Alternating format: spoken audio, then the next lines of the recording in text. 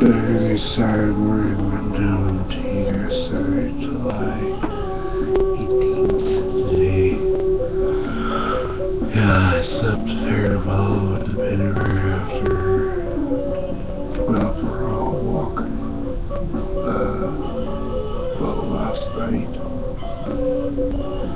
But yeah, today I'm still going for a walk yet today. Also today I got a countdown breakdown of today's UFC fight card. First time UFC in history bringing a fight card all the way from SSE Hydro in Scotland. Because I think was it last week, not this week though. Yeah, was it yeah, it was this week that we were on the fight card all the way from San Diego.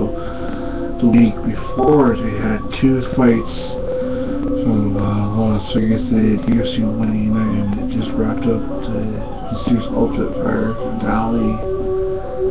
It has been a very good week for the UFC. Two shows back to back from Las Vegas. One from San Diego, and now they make a trip all the way to Scotland. And I know they got, today countdown breakdown of UFC Fight Night from Scotland, Knuckle Brisbane against Talif Vegas.